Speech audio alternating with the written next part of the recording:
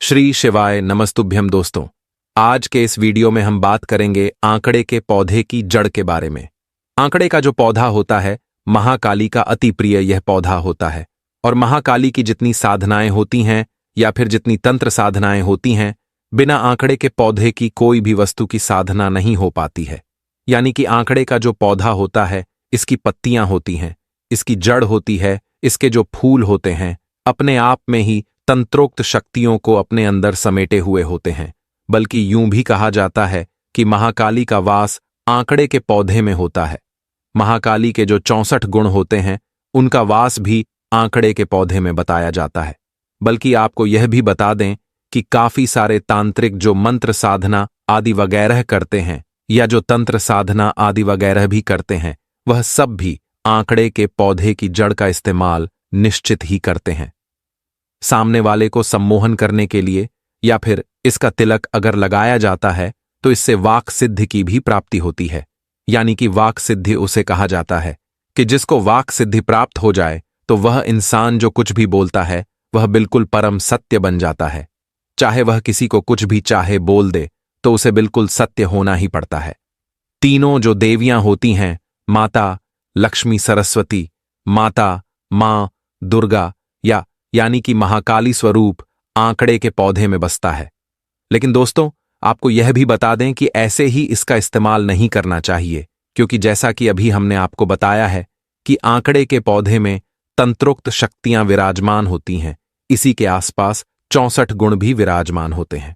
तो इस वीडियो में हम आपको धन आकर्षण के लिए, सम्मोहन के लिए किस विधि का इस्तेमाल किया जाता है, कैसे आंकड़े के पौधे की जड़ का इस्तेमाल आपको करना है, इस वीडियो में बिल्कुल विस्तार से बताएंगे। आगे बढ़ने से पहले सबसे पहले तो यह बता दें कि अगर आप हमारे चैनल में नए हैं तो जल्दी से चैनल को सब्सक्राइब करके बेल बटन भी अवश्य ही दबाकर रखिएगा, जिससे इसी प्रकार की खास जानकारी वाले वीडियो आपको हमेशा सबसे पहले मिलते रहा करें। आपको यह भी बता दें कि इसी चैनल में हमेशा खास चीजें आपको बताई जाती हैं और किसी भी चीज के बारे में अगर आप पूछना चाहते हैं, किसी साधना के बारे में, यक्षण साधना, अप्सरा साधना या और कोई भी साधना के बारे में पूछना चाहते हैं, तो वह आप कमेंट बॉक्स में लिख सकते हैं। जय माता दी लिखकर आप कोई भी अपने सवाल को लिख सकते हैं। हम आपकी सहायता करने का पूर्ण प्रयास करेंगे। तो दोस्तों, अब बात करते हैं इसके फायदों के बारे में कि आंकड़े के पौधे का इस्तेमाल किस प्रकार से किया जाता है। सबसे पहले तो आप यह जान लें कि यह एक जंगली पौधा कहलाता है। अब आप यह देखें कि जितने भी जंगली पौधे होते हैं, उनमें कुछ ना कुछ एक औषधीय गुण अवश्य ही मौजूद होता है। जैसे कि एक भांग का पौधा होता है, यह भी एक जंगली पौधा ही होता है कि अपने आप ही कहीं भी सड़क पर उग जाता है और काफी सारी चीजों में इसका इस्तेमाल किया जाता है। खास करके मानसिक रोग में इसका इस्तेमाल किया जाता है। जिन लोगों को वायु दोष होते हैं, यानी कि वायु दोष उनके शरीर में ज्यादा उत्पन्न होते हैं या फिर कफ दोष उत्पन्न ज्यादा होते हैं। बल्कि आपको यह भी बता दें कि भांग का इस्तेमाल वायु दोष, पित्त दोष, कफ दोष, तीनों दोषों को आयुर्वेद में किया जाता है। लेकिन अभी हम बात करेंगे आंकड़े के पौधे के बारे में, इसकी जड़ के बारे में कि किस प्रकार इसकी जड़ सम्मोहन करने के लिए, आकर्षण करने के लिए काफी ज्यादा सिद्ध साबित होती है। यह इस प्रकार से कार्य करती है जैसे कि जो भी चीजें आपके मन में चलती हैं। आपको यह बता दें कि हमारे शरीर में 7 प्रकार के चक्र होते हैं, जिसमें सबसे मुख्य आज्ञा चक्र होता है। अगर किसी व्यक्ति का आज्ञा चक्र एक्टिवेट हो जाता है तो जिस भी चीज की वह कामना करता है, वह चीज उसके पास ना आए, ऐसा हो ही नहीं सकता है। भगवान शिव आज्ञा चक्र के भगवान कहे जाते हैं और जिस व्यक्ति का यह एक्टिवेट होता है तो ऐसे व्यक्ति को बिल्कुल भी डर नहीं लगता है। बिल्कुल निडरता से वह जीता है और उसकी वाणी में एक इस प्रकार का तेज होता है और खासकर कि उसकी आंखों में भी इस प्रकार का तेज होता है कि अगर सामने वाले को देख लेता है तो उसके मन में वह कुछ भी बोलता है तो सामने वाले के अंदर ट्रांसफर कर देता है। जितनी भी टेलीपैथी या फिर सम्मोहन की साधनाएं होती हैं, वह सारी भी केवल आज्ञा चक्र के ही माध्यम से करी जाती हैं। तो दोस्तों, आंकड़े के पौधे की जड़ को अवश्य ही आप निकाल कर लेकर आ जाएं। आपके घर के आसपास बहुत सारे आंकड़े के पौधे होंगे, इसकी जड़ को आप निकाल लें। इस बात का बेहद खास ध्यान रखें कि राहु काल में आप बिल्कुल भी इसे ना निकालें। तो इसके लिए आप काल अवश्य ही देख लें। खास करके सुबह के समय में इसे आप निकाल लेते हैं तो ज्यादा अच्छा है, क्योंकि राहु काल हमेशा ज्यादातर समय में दिन के समय में होता है। तो सुबह के समय आप मॉर्निंग वॉक पर जाते समय 7:08 के आसपास इसे निकाल सकते हैं। किसी भी दिन यह निकाला जा सकता है और कई बार भी इसे निकाल सकते हैं। जैसे एक बार निकालेंगे तो दोबारा इस प्रयोग को करने के लिए बार बार निकाल सकते हैं, क्योंकि जब आप इस प्रयोग का इस्तेमाल करेंगे तो काफी तीव्रता से कार्य करता है। जैसे कि अगर आपका व्यापार नहीं चल रहा है, आपको नौकरी की प्राप्ति नहीं हो रही है, या फिर कोई भी ऐसी समस्या जिसके कारण आप बहुत परेशान रहते हैं, आपके सर में दर्द रहता है और आप यह चाहते हैं कि धन आकर्षण हो, आपका व्यापार बढ़े, आपको नौकरी की प्राप्ति हो, प्रमोशन की प्राप्ति हो, या किसी व्यक्ति विशेष को भी अगर आप चाहते हैं और आप यह चाहते हैं कि वह आपको बिल्कुल भी छोड़कर ना जाए, तो इन सारी चीजों में आंकड़े की पौधे की जो जड़ होती है बहुत ही ज्यादा रामबाण सिद्ध होती है। कौन कौन सी विधियां होती हैं? तो सबसे पहली बात आती है सम्मोहन के लिए। अगर धन आकर्षण करना चाहते हैं तो उसकी अलग विधि है। किसी व्यक्ति विशेष को अपनी ओर आकर्षित करना चाहते हैं तो उसके लिए आपको केवल इतना करना है कि केसर के जो पत्ते होते हैं, जो सूखी केसर होती है, वह आपको लेकर आ जानी है और आंकड़े के पौधे की जड़ और केसर को एक साथ मिलाकर बिल्कुल महीन पेस्ट बना लेना है। और इस बात का ध्यान रखना है कि यह आपको सिलबट्टे का ही इस्तेमाल करना है, मिक्सी का इस्तेमाल बिल्कुल नहीं करना है। पत्थर पर पीसते समय गंगा जल का इस्तेमाल करना है, या फिर अगर आपके पास गंगा जल नहीं है तो एक दिन पहले आप तांबे के लोटे में जल भर के उसमें रख दें और उस जल का इस्तेमाल करें। अब आपको केवल इतना करना है कि जिस भी व्यक्ति विशेष को आप यूं चाहते हैं कि आपको बिल्कुल छोड़ कर ना जाए, उसके मन में आपके प्रति अटूट और अपार प्रेम हो और आपसे बहुत अधिक प्रेम करें। काफी सारी महिलाएं हमसे इस बारे में पूछती हैं कि काफी सारे परिवार में इस प्रकार की समस्याएं होती हैं कि किसी को आकर्षित करना होता है और सामने वाला कहना नहीं मानता है, जिसकी वजह से परिवार में क्लैश होने लग जाता है, घर बिल्कुल टूट सा जाता है। तो इन सारी समस्याओं में आप कर सकते हैं कि किसी व्यक्ति को, किसी बॉस को, किसी को भी अगर आकर्षित करना चाहते हैं तो उसका ध्यान करते हुए कि वह मेरी ओर आकर्षित हो जाए, इस प्रकार से मन ही मन बोलते हुए ओम क्रीम कालिका नमः मंत्र का जाप करना है और इस पेस्ट को पीसते जाना है। आपको यह भी बता दें कि महाकाली के काफी सारे प्रयोग होते हैं जो आने वाले वीडियो में और भी हम आपको बताते रहेंगे। पिछली वीडियो में भी काफी बार हमने आपको बताया है, उनके लिंक डिस्क्रिप्शन बॉक्स में दिए गए हैं। ओम क्रीम कालिका नमः मंत्र जाप करने से कौन कौन सी चीजों की प्राप्ति होती है, कौन कौन सी शक्तियां इंसान में बढ़ने लग जाती हैं, इसके बारे में भी हमने वीडियो में बताया है। वह वीडियो भी इस वीडियो को देखने के बाद आप देख सकते हैं। तो दोस्तों, जैसा कि हमने आपको बताया कि पत्थर पर जब आप इसे पीसें तो उस समय ओम क्रीम कालिका नमः मंत्र का मन ही मन जाप करना है और उस व्यक्ति का भी ध्यान करना है और यह प्रार्थना करनी है कि वह व्यक्ति मेरी ओर आकर्षित हो, मेरे ऊपर सम्मोहित हो जाए और उसके मन में अटूट अपार प्रेम जाग जाए कि वह मेरे बिना रह ही ना पाए। बस इस प्रकार करके आपको एक पेस्ट तैयार कर लेना है और इस पेस्ट को तैयार करने के बाद सबसे पहले किसी भी महाकाली के मंदिर में जाना है। अगर आपके पास मंदिर नहीं है तो आप अपने घर के ही मंदिर में महाकाली की छोटी सी मूर्ति ला सकते हैं। नहीं तो सबसे अच्छा यह है कि कोई भी आसपास महाकाली का मंदिर ढूंढ लें और इस पेस्ट का एक तिलक महाकाली के चरणों पर लगाकर आ जाएं। उस व्यक्ति का दोबारा ध्यान करें और यही बोले जो हमने आपको बताया है कि उसके मन में अटूट अपार प्रेम हो कि वह मेरे बिना रह ना पाए, या फिर जो भी आप चाहते हैं वह आप बोल सकते हैं। इसके पश्चात बस इस पेस्ट का इस्तेमाल रोज करना शुरू कर दें। अपने आज्ञा चक्र पर रोज रात को सोने से पहले इसे लगाएं, या फिर जब उस व्यक्ति के सामने जाते हैं तब इस पेस्ट को लगाकर जाएं।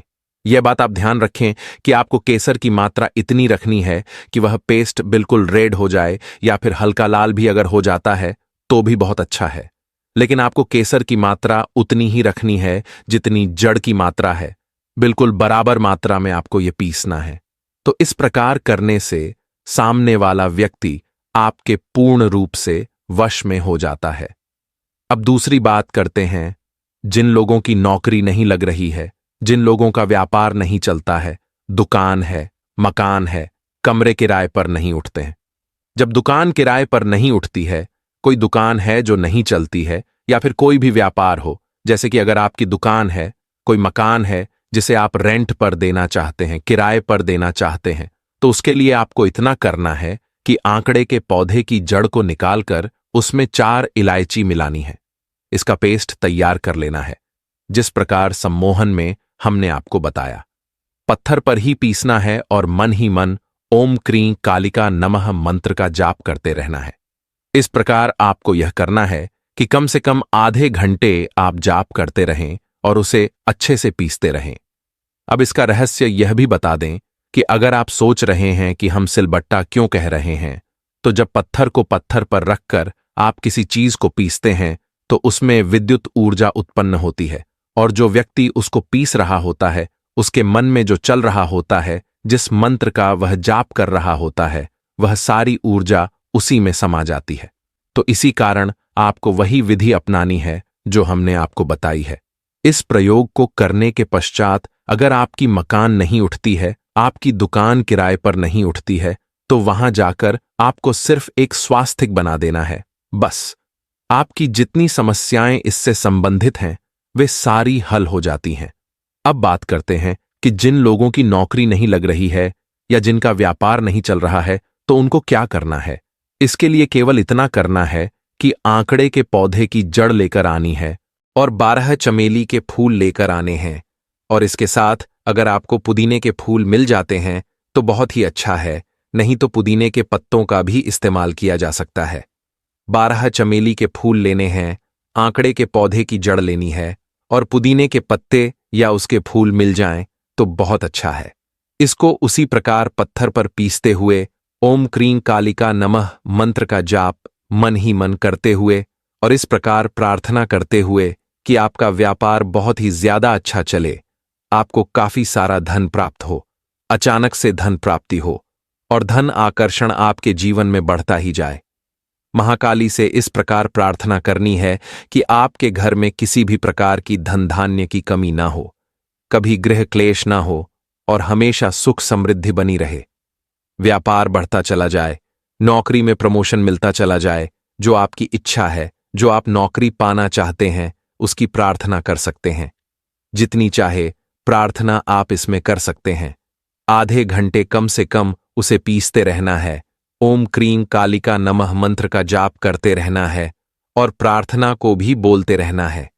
यानी कि इस प्रकार से करें कि 5 मिनट जाप करें मंत्र का और फिर अपनी प्रार्थना को दोहराएं, फिर 5 मिनट जाप करें, फिर अपनी प्रार्थना को दोहराएं।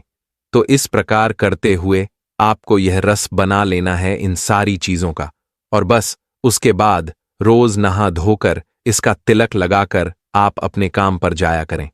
अगर किसी नौकरी के लिए तैयारी कर रहे हैं तो उसकी तैयारी करने बैठा करें। ऐसा करने से देखते ही देखते व्यापार दिन दूनी और रात चौगुनी तरक्की करता है।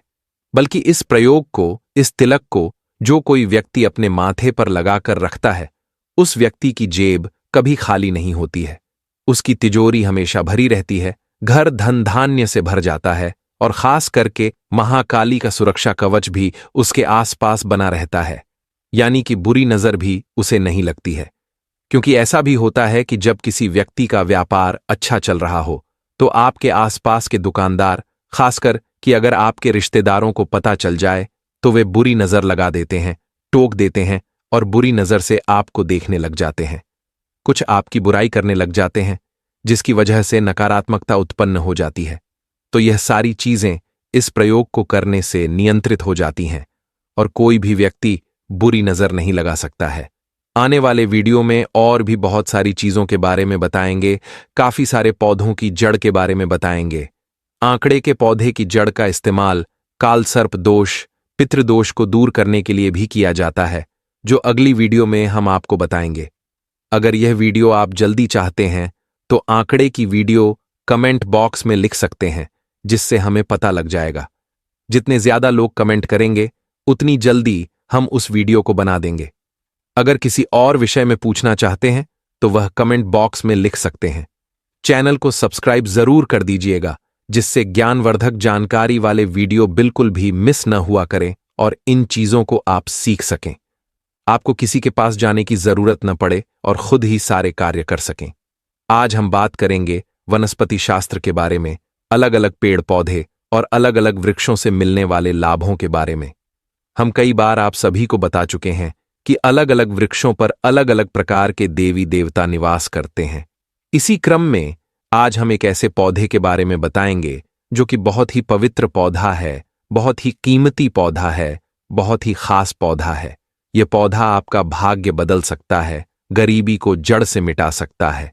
इस पौधे की खोज में हर कोई लगा होता है, लेकिन यह पौधा किस्मत वाले को ही मिलता है।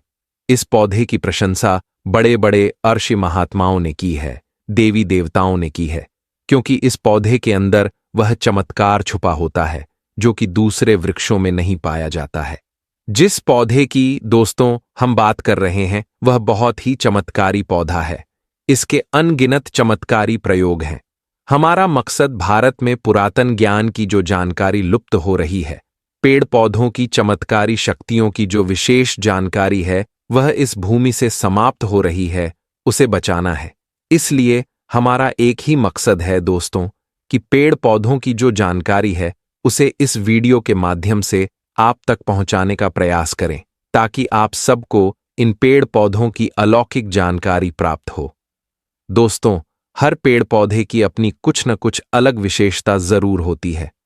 चाहे धार्मिक दृष्टि से देखें, चाहे आध्यात्मिक दृष्टि से देखें, चाहे आयुर्वेदिक दृष्टि से देखें, हर वृक्ष किसी न किसी बीमारी को ठीक करने में जरूर काम आता है और इनमें कुछ न कुछ चमत्कारी शक्ति जरूर छुपी होती है।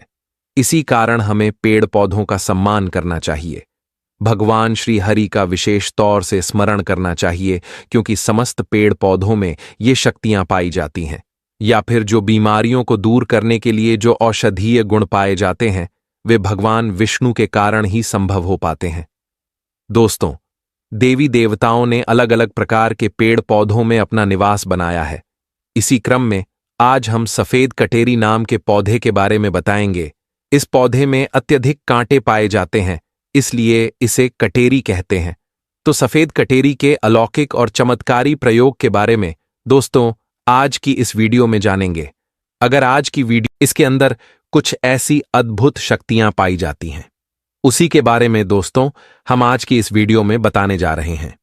अगर आपको सौभाग्य से कहीं पर मिल जाए, तो चाहे आप गांव में रहते हैं या फिर आप शहर में रहते हैं और कभी जंगल के रास्ते में आप घूमने के लिए निकले, तो रास्ते में इस प्रकार के पेड़ पौधे मिल ही जाते हैं। ऐसे समय में यह जानकारी आपको बहुत ही काम आएगी। इस पेड़ पौधे से आप लाखों रुपए भी कमा सकते हैं। इस पेड़ पौधे की मदद से आप कई प्रकार की चमत्कारिक शक्तियां प्राप्त कर सकते हैं। तो वीडियो को दोस्तों ध्यान से लास्ट तक जरूर देखें। यह अमूल्य जानकारी बताने से पहले आपसे अनुरोध है कि अगर आपने वीडियो को लाइक नहीं किया है तो वीडियो को लाइक कर दीजिए, दोस्तों के साथ शेयर कर दीजिए, और अगर अभी तक आपने हमारे चैनल को सब्सक्राइब नहीं किया है तो हमारे चैनल को सब्सक्राइब करके बेल आइकन को जरूर दबाइए और कमेंट बॉक्स में जरूर लिखिए हर हर महादेव, ओम नमः शिवाय। दोस्तों, मैं आप सभी दर्शकों को रोज बोलता हूं और हर दिन की वीडियो में एक ही शब्द बोलता हूं कि मेरे चैनल बनाने का एक मकसद है, सबका भला हो, सबका कल्याण हो। अगर मेरे वीडियो को देखकर किसी भी एक का भला होता है तो मैं अपने आप को कृतार्थ समझता हूं, मैं अपने आप को सौभाग्यशाली समझता हूं। इसलिए दोस्तों, आप हमारे चैनल को सब्सक्राइब जरूर करें ताकि अच्छे से अच्छे वीडियो का नोटिफिकेशन आपको सबसे पहले मिल सके। दोस्तों, यह जो कटेरी नाम का सफेद पौधा है, इसके चमत्कारिक फायदे सुन लें। वैसे नीले रंग की जो कटेरी होती है, अगर आप ग्रामीण इलाकों में रहते हैं तो बहुत ही आसानी से देखने को मिलेगी, परंतु उसमें चमत्कारिक शक्तियां नहीं होती हैं। जो नीले रंग की कटेरी होती है उसमें चमत्कारिक शक्तियां नहीं होती हैं, परंतु सफेद रंग की कटेरी जिसमें सफेद रंग का फूल आता है, वह कटेरी का पौधा आध्यात्मिक दृष्टि से, धार्मिक दृष्टि से चमत्कारिक होता है।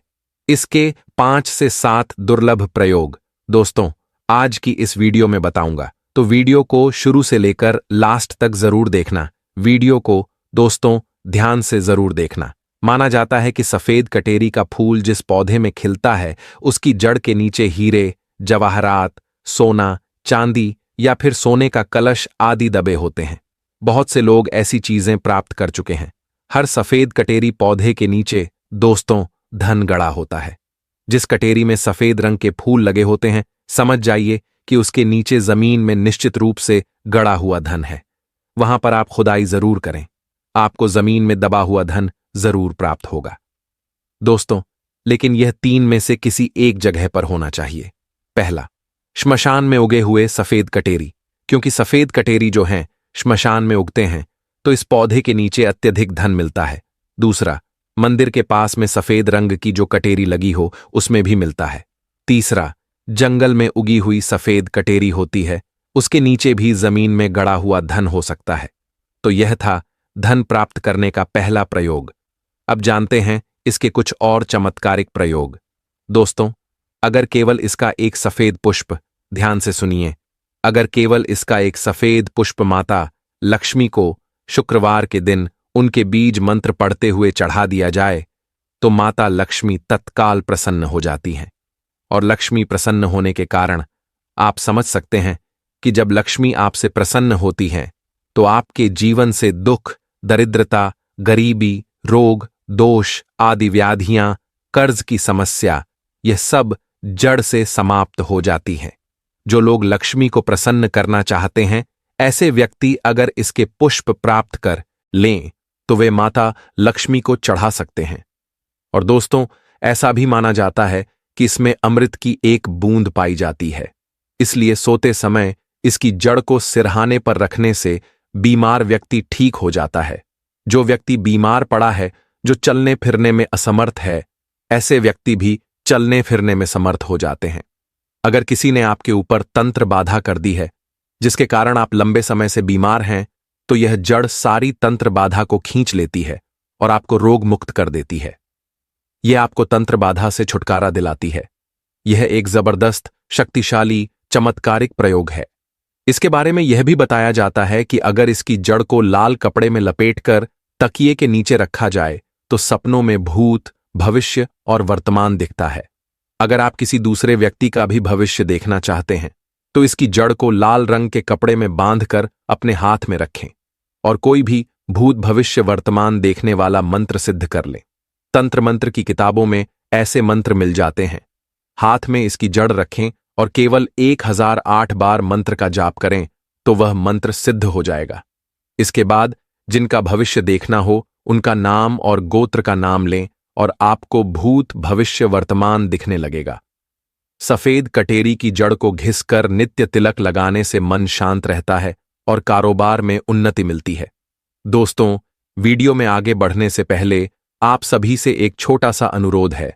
वीडियो को लाइक कर दीजिए, चैनल वास्तुशास्त्र ज्ञान को सब्सक्राइब कर लीजिए और सच्चे दिल से कमेंट बॉक्स में लिखिए हर हर महादेव, ओम नमः शिवाय। अगर चिड़चिड़ापन रहता है, बार बार छोटी छोटी बातों पर गुस्सा आता है, तो यह गुस्सा आना बंद हो जाता है। इसकी जड़, बेल की जड़ और महुआ की जड़, इन तीनों को घर में गाड़ देने से घर में तंत्र बाधा नहीं लगती है। जो लोग तंत्र बाधा से बचना चाहते हैं वे इन जड़ों को घर में गाड़ सकते हैं। घर में लक्ष्मी स्थायी वास करती हैं और घर में कभी भी धन की कमी नहीं होती है। दोस्तों, जिस घर में माता लक्ष्मी स्थायी रूप से वास करती हैं उस घर में कभी भी धन की कमी नहीं होती है। ऐसे घर स्वर्ग के समान बन जाते हैं। अगर शत्रु बहुत ज्यादा परेशान करता है तो किसी भी शनिवार को जाकर इसकी जड़ और फूल को निकाल कर ले आएं और इन दोनों को काले कपड़े में बांधकर शत्रु का नाम लेते हुए फूल और जड़ को नंदी में प्रवाहित करने से हर प्रकार का शत्रु दूर हो जाता है। माचिस की डिब्बी में यह चीज रख देना, शत्रु खत्म, उसका जादू भी खत्म और गरीबी भी आपके जीवन से खत्म।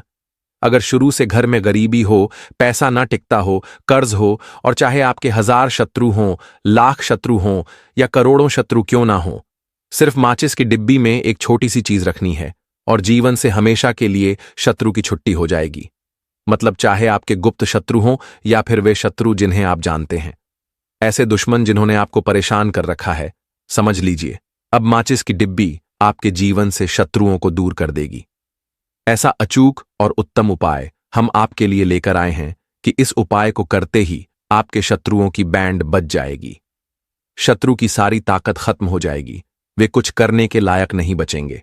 आज जो लोग आपको अपनी ताकत दिखा रहे हैं, आपसे दुश्मनी निभा रहे हैं, बिना गलती के भी अगर आपके साथ बुरा कर रहे हैं, तो समझ लीजिए कि आज से उनकी उल्टी गिनती शुरू हो जाएगी। जब से आप इस उपाय को कर लेंगे, शत्रु मुक्ति का इतना अचूक उपाय आपके लिए लेकर आए हैं कि इस उपाय को करने से शत्रु पूरी तरह परास्त हो जाएंगे और कभी जीवन में लौटकर नहीं आएंगे। मतलब वे दोबारा गलती नहीं करेंगे, ना तो आपको परेशान करने की, ना ही आपको कष्ट देने की, और ना ही आप पर कुछ किया कराया करवाने की।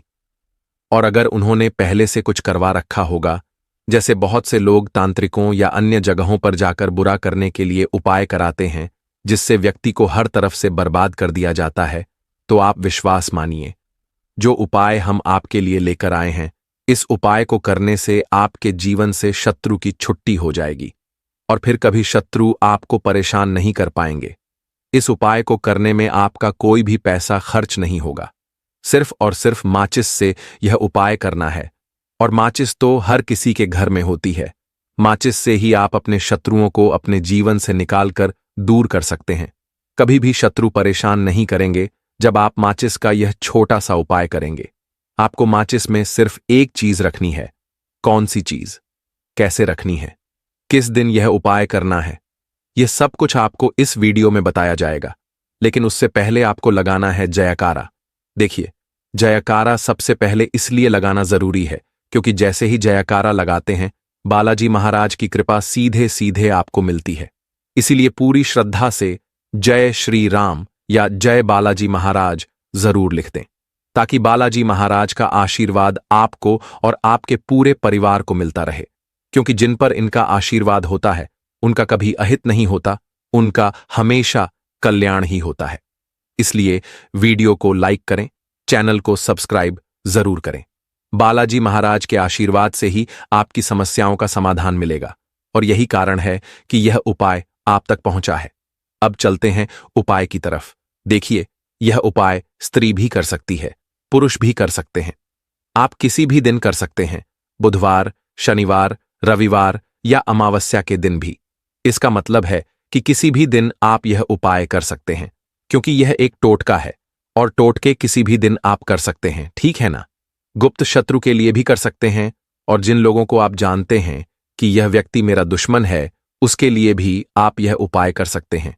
किस समय करना है? सुबह, शाम, दोपहर, किसी भी समय यह उपाय आप कर सकते हैं। तो चलिए बात कर लेते हैं उपाय की। देखिए, जयकारा नहीं लगाया हो तो जल्दी से जयकारा लगा दीजिए। सबसे पहले आपको एक माचिस लेनी है। माचिस की पूरी डिब्बी लेनी है।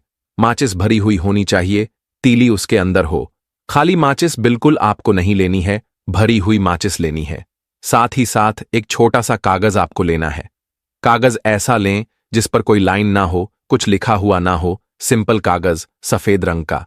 साथ ही साथ आपको क्या करना है? काले रंग का एक पेन भी लेना है। तो काले रंग का मार्कर होता है, वह भी आप ले सकते हैं। कोई भी पेन ले लीजिए, रंग काला होना चाहिए। अब आपको क्या करना है?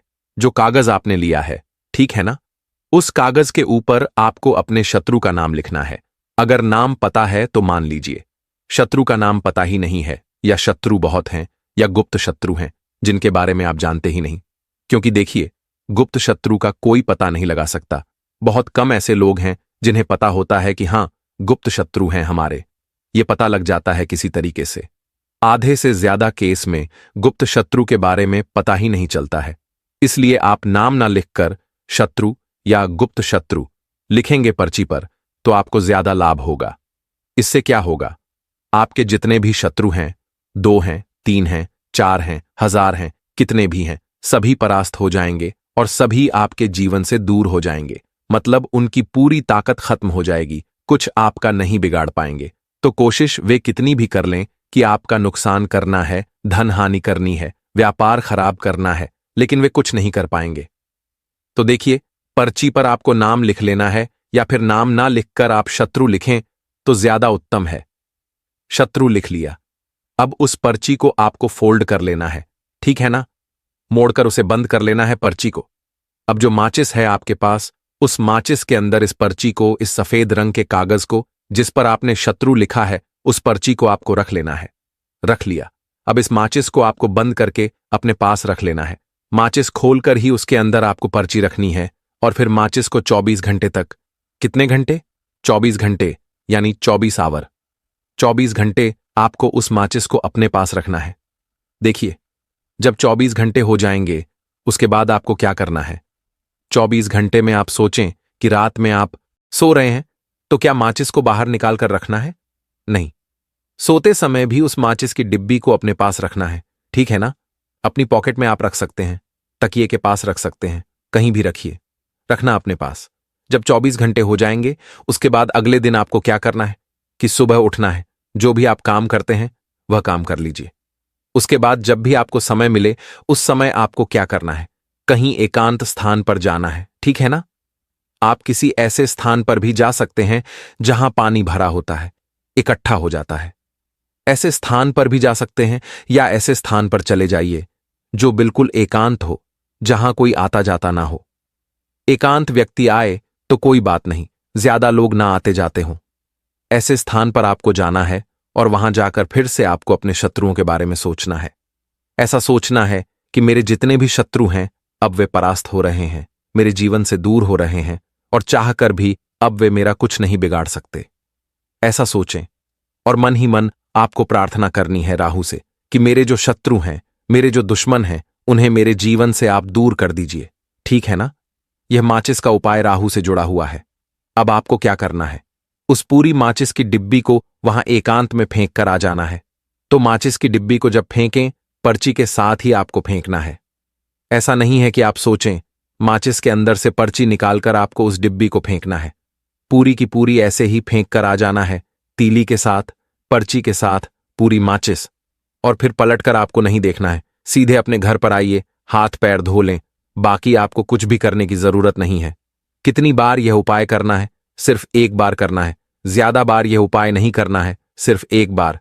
तो किसी भी दिन आप यह उपाय करिए। शत्रु 1 हो, 2 हो, लाख हो, 1000 हो, करोड़ ही क्यों ना हो, आपके जीवन से दूर हो जाएंगे और कभी आपको परेशान नहीं कर पाएंगे। तो बहुत उत्तम, बहुत अचूक उपाय है, करिए और रातों रात इसका चमत्कार देखिए। देखिए, यह उपाय स्त्री पुरुष कोई भी कर सकता है। किस समय करना है? सुबह में, दोपहर में, कभी भी इस उपाय को आप कर सकते हैं। किसी भी दिन कर सकते हैं, ठीक है ना? बाकी कुछ भी आपको पूछना हो, आप कमेंट सेक्शन में पूछ सकते हैं। बाकी बालाजी महाराज का जयकारा जरूर लगाइए। उनका आशीर्वाद आपको मिलता रहेगा। उनका आशीर्वाद जिन्हें मिलता है, उनका अहित नहीं होता, उनका हमेशा कल्याण ही होता है और कभी उन्हें शत्रु परेशान नहीं कर पाते हैं। अगर आप यहां तक वीडियो देख चुके हैं तो आपको बता दूं, आगे बताए जाने वाले उपाय इतने लाभकारी हैं कि जिस किसी ने भी किए उसे 100% लाभ हासिल हुआ है। तो चलिए, साधारण जीवन में इस्तेमाल होने वाली वस्तुओं के कुछ धन प्राप्ति उपाय भी बताते हैं। इसी तरह घर में और भी कुछ चीजें हैं जो आपके वास्तु दोष का कारण बनती हैं और आपकी परेशानी की वजह बनती है। तो आइए पहले जान लें कि आपको अपने घर में वास्तु दोष के बारे में कैसे पता लगता है और किस तरह से आप बड़ी ही आसानी से इसे ठीक कर सकते हैं। दोस्तों, वास्तुशास्त्र के अनुसार किसी भी घर में वास्तु दोष होने से सुख, शांति और पारिवारिक उन्नति में बाधा पैदा होती है। वास्तु दोष के कारण पनपने वाली नकारात्मक ऊर्जा से व्यक्ति के भाग्य पर बुरा असर पड़ता है। साथ ही घर के लोगों को कई तरह की परेशानियों का सामना करना पड़ता है। दोस्तों, शास्त्रों के अनुसार अगर हम ये छोटे मोटे उपाय कर लें तो अपने घर को नेगेटिव एनर्जी से छुटकारा दिला सकते हैं। तो आइए जानते हैं, लेकिन उससे पहले दोस्तों, आपसे रिक्वेस्ट है कि वीडियो को लाइक करें, अपने दोस्तों के साथ शेयर करें और अगर आपने अभी तक चैनल को सब्सक्राइब नहीं किया तो सब्सक्राइब करके बेल आइकॉन जरूर प्रेस कर लें। नंबर 1, जीवन में तरक्की पाने के लिए रोज पहली रोटी गाय को दें, पीपल को जल चढ़ाएं और चींटियों को मिला आटा दें। तांबे के लोटे में जल व लाल चंदन मिलाकर रात को अपने सिर के पास रखकर सो जाएं। सुबह उस जल को तुलसी को चढ़ा दें। ऐसा करने से आपकी परेशानियां धीरे धीरे दूर हो जाएंगी। नंबर 2, वास्तु के मुताबिक अगर आपके घर में तिजोरी है और आप उसके सामने शीशा लगा दें तो इससे धन में बरकत होती है। व्यापारी लोग अपने कैश बॉक्स के सामने शीशा लगाएं, इससे आपके ग्राहक बढ़ेंगे। नंबर 3, झाड़ू पोछा कभी भी खुले में नहीं रखना चाहिए। इन्हें हमेशा छिपाकर रखना चाहिए और झाड़ू कभी भी रसोई में नहीं रखनी चाहिए। नंबर 4, शौचालय का दरवाजा हमेशा बंद होना चाहिए। माना जाता है कि घर की नकारात्मक ऊर्जा शौचालय में ही बसती है। ऐसे में अगर शौचालय का दरवाजा खुला रहता है तो नकारात्मक ऊर्जा आपके घर में प्रवेश करती है। नंबर 5, घर में सुख शांति के लिए कपूर को घी में डुबोकर सुबह शाम जलाना चाहिए। इससे घर में वास्तु दोष भी कम होता है और घर में रह रहे सदस्यों की परेशानियां दूर होती हैं। नंबर 6, दुर्घटनाओं से बचने के लिए शाम को हनुमान चालीसा के बाद कपूर जरूर जलाना चाहिए। नंबर 7, घर में जिस जगह वास्तु दोष हो वहां कपूर की 2 टिकियां रखें। खत्म हो जाने के बाद वहां दोबारा इसे रखें। नंबर 8, अस्त के बाद कभी भी किसी को दूध, दही या प्याज नहीं देना चाहिए। यह भाग्य में बाधक बन सकता है। नंबर 9, घर के मुख्य द्वार पर कड़ादान कभी भी ना रखें। नंबर 10, घर में टूटा हुआ शीशा कभी भी नहीं होना चाहिए। नंबर 11, अच्छे भाग्य के लिए सुबह नहाते समय पानी में थोड़ा सा कपूर का तेल मिलाएं। शनिवार को चमेली का तेल भी मिला सकते हैं। नंबर 12, लक्ष्मी की कृपा पाने के लिए रोज रात को रसोई अच्छी तरह से साफ करके चांदी की कटोरी में कपूर और लौंग जलाएं। यह प्रक्रिया रोज की जाए तो घर में बरकत बनी रहती है और मां लक्ष्मी जल्द ही ऐसे घर की ओर आकर्षित होती हैं। ऐसे घर से नकारात्मक ऊर्जा हमेशा दूर रहती है। नंबर 13, घर के सोने वाले कमरे में पौधे नहीं लगाने चाहिए। इससे आपके ऊपर नकारात्मक असर हावी हो सकता है। नंबर 14, घर में पौधे लगाते समय पानी में सेंधा नमक डालें। साधारण नमक का भी आप उपयोग कर सकते हैं, लेकिन सेंधा नमक ज्यादा फलदायी होता है। इससे आपको शुभ फल जल्द ही हासिल होंगे। दोस्तों, घड़ी की सही दिशा आपके जीवन को भी सही रास्ता दिखाने में मदद कर सकती है। इसके अलावा कैलेंडर को किस जगह लगाना चाहिए और किस जगह नहीं, यह भी हम जानेंगे। सबसे पहली बात जिसकी हम बात करेंगे वह है दोस्तों, घड़ी का आकार यानी घड़ी की शेप। दोस्तों, शास्त्रों के अनुसार गोलाकार या अंडाकार घड़ी सबसे उत्तम मानी जाती है, लेकिन आजकल देखा जा रहा है कि बाजार में कई तरह की घड़ियां मौजूद हैं जिनमें घर के सदस्य या भगवान की तस्वीरें लगी होती हैं। लेकिन दोस्तों, आपको बता दें कि घड़ी के साथ तस्वीरें लगाना बिल्कुल भी सही नहीं है। इससे आपके घर के सदस्यों के जीवन पर समय का प्रभाव देखने को मिल सकता है। भगवान की तस्वीर घड़ी में बिल्कुल भी नहीं लगानी चाहिए, क्योंकि भगवान की तस्वीर को रोज धूप, दीप, अगरबत्ती और पूजन की आवश्यकता होती है, जबकि घड़ी तो कई महीनों तक धूल में पड़ी रहती है, जिससे भगवान का अपमान होता है और यह अशुभ माना जाता है। हो सके तो घड़ी का आकार गोल या अंडाकार ही पसंद करें। घड़ी का गोल या अंडाकार होना हमारी पृथ्वी के आकार को दर्शाता है। वास्तु के अनुसार नुकीली चीजें नकारात्मक ऊर्जा का संचार करती है, इसलिए नुकीले किनारों वाली घड़ियों से बचना चाहिए। दोस्तों, अगली बात जिसका आपको ख्याल रखना है वह यह है कि घड़ी को स्वच्छ रखें, साफ सफाई का ध्यान रखें, धूल ना जमा होने दें और कहीं से भी घड़ी टूटी फूटी नहीं होनी चाहिए। दोस्तों, जैसा कि हम सभी चाहते हैं कि हमारे जीवन में सब कुछ अच्छा और बेहतर होता रहे, तो उसके लिए हम खुद को संवारते हैं, नए कपड़े और नए आभूषण पहनते हैं। उसी तरह अपने घर की घड़ी को भी स्वच्छ और नए जैसा ही रखना चाहिए। यह कहीं से भी टूटी फूटी नहीं होनी चाहिए। समय समय पर घड़ी पर जमी धूल और जालों को साफ करते रहें, जिससे आपका भाग्य भी धुंधला नहीं पड़ेगा। दोस्तों, कई घरों में यह आदत होती है कि पुरानी घड़ी को बनवाकर ही चलाते रहते हैं। जब नई घड़ी आती है तो पुरानी किसी और जगह लगा देते हैं। कृपया ध्यान रखें, घर में पुरानी या फिर टूटी हुई, धूल जमी हुई और बंद घड़ी तो बिल्कुल भी ना रखें,